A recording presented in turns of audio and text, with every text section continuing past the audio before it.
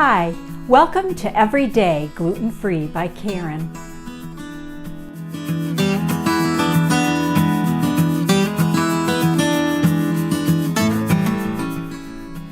If you like this video and you haven't subscribed, please push the red subscribe button and push the like button if you like this video. Fall is the time for corn mazes and pumpkin patches and Halloween and getting ready for Thanksgiving and the rest of the holidays. And pumpkins are everywhere. There's pumpkin lattes and pumpkin bars and pumpkin pie. Today we're going to be making a chocolate pumpkin cheesecake. It's a great alternative to a pumpkin pie for Thanksgiving if you wanted something just a little bit different. Join me today as we make a gluten-free chocolate pumpkin cheesecake. All right, let's get started. And we're going to start with the crust, and it's a pretty easy process. We're going to start with 1 cup of pecans. Now, if you're allergic to nuts or if you don't like pecans, you could put almonds, you could put cashews, you could put, obviously those are for if you like nuts, but you could do sunflower seeds or flaxseed, anything that is going to give it that extra cup and kind of the texture when it's ground up. So we're going to put 1 cup of pecans, 1 cup of gluten-free oatmeal. I usually get the old-fashioned oats. This time I didn't have them, so I'm just using the quick oats, so that doesn't really matter. 1 cup of unsweetened coconut, a quarter of a cup of packed brown sugar, half a cup of a dark Dutch processed cocoa, 1 stick of butter, and I have it cold, so I'm just gonna stick it in there. And then I am just gonna pulse this until it's pretty fine grind. Not, still some little chunks, but pretty fine.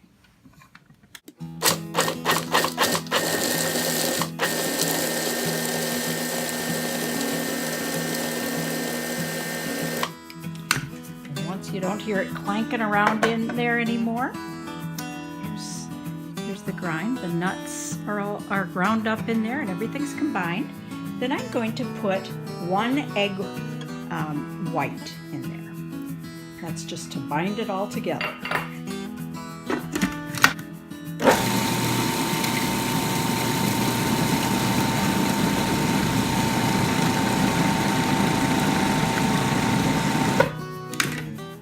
right, and everything's pretty wet, so we're going to put it in a greased springform pan.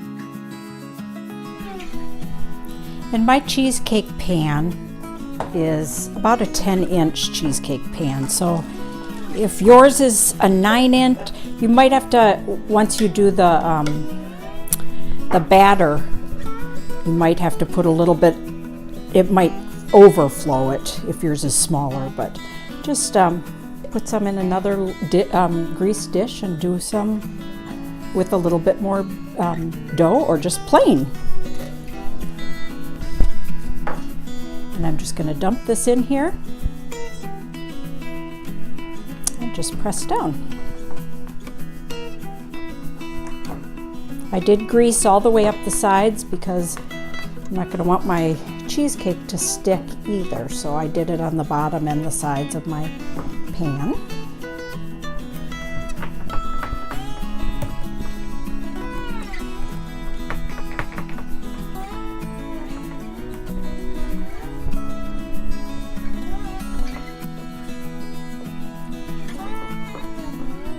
You could do this with the back of a cup too if you wanted to, or whatever you like to do. I just always get my hands right in there and just try to get it as even as possible. And then we're going to bake it in a 350-degree oven for about 15 minutes. And sometimes it puffs up a little bit, so I just push it down as I pull it out, and that looks good. right, and while I was getting my ingredients ready for the batter, my crust cooked, and so it looks about like that. I'm just going to set it aside, and it can just cool while I make my batter. And while it's cooling, I turned my oven up to 500 degrees because I'm going to need it very hot. So we're going to start with 3 8-ounce blocks of cream cheese. And normally I would say you should leave it out for at least probably 3 hours before you make this cheesecake, because it just turns out better. I was actually helping a friend find a car today, so I only left mine out for about an hour and a half. So we'll see, but I'm just gonna, you just want to beat it really slowly. And so I just have it on the really low setting, and I don't want to add any air bubbles to it. I just want to soften it up.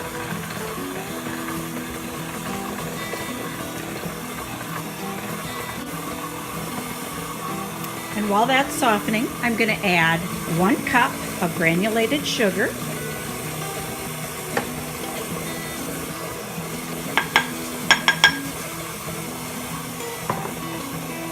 and the 1 egg yolk from, I put the egg white in the crust, and I'm going to put the egg yolk in the batter. With that mix, I'm going to put a tablespoon of lemon juice and half a teaspoon of vanilla. And every once in a while, I'm just going to lift it up and scrape it down because I want this to all get softened together before I add any other ingredients. So I scrape it down on the sides and the bottom. Just make sure it's all mixed in there well.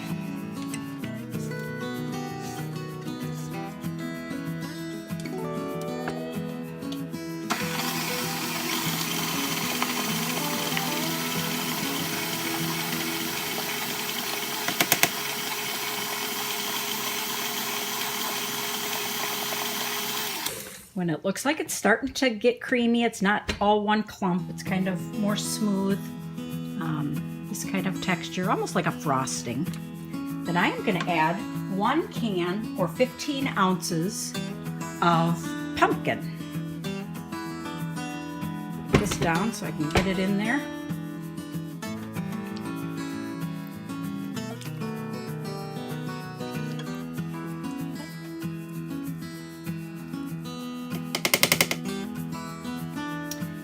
Mix that for a while, and then we'll scrape down the bowl a couple times in between there.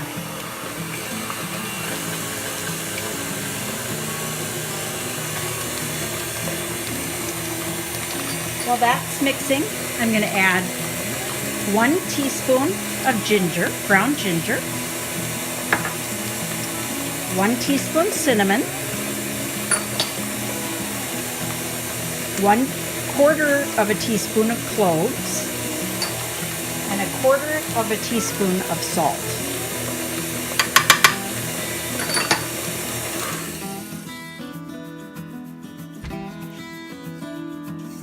And I want to make sure that all the pumpkin is in there and there's no clumps of cream cheese. I want them all to be mixed together and not lumpy at all.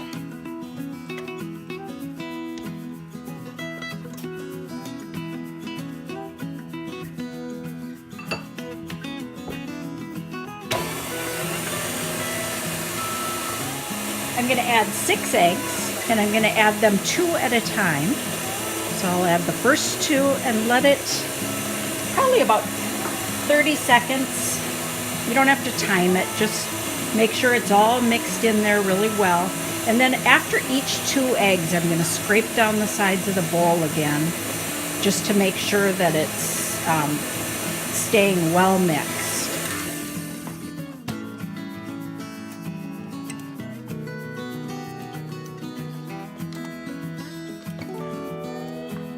And I'm going to do the same with each of the other 4 eggs. So I'll add 2 eggs, scrape it down, and then 2 more eggs.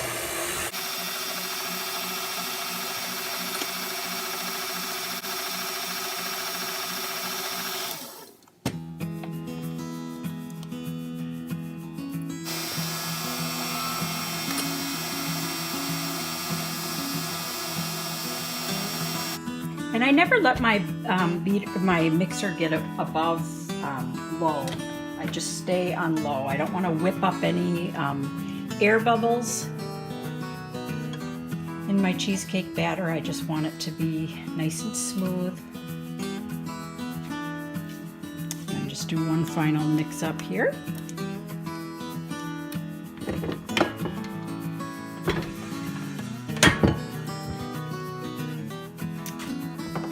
I will take my crust, put it there, and dump the batter in there.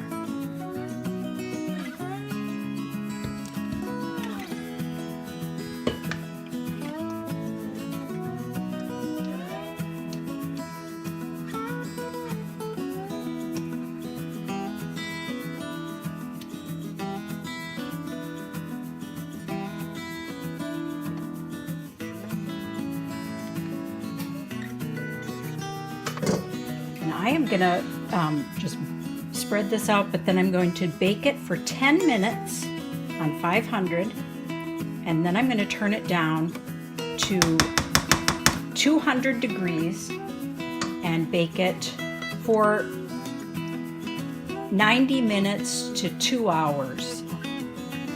All right, and my cheesecake was in the oven for about 105 minutes. I did it 90 minutes, then checked it, and it kind of still has a little jiggliness to it, but that will settle down as it cools.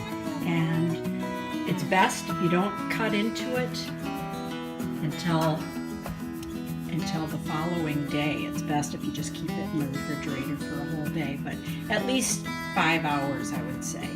And mine has some cracks in it, but I don't mind that. It just shows character. So I'll have a link for the recipe below on my blog post. And if you have any suggestions, I would love to hear from you either in the comments below or by email. You could email me at everydayglutenfreebyKaren@gmail.com. Thank you for joining me today.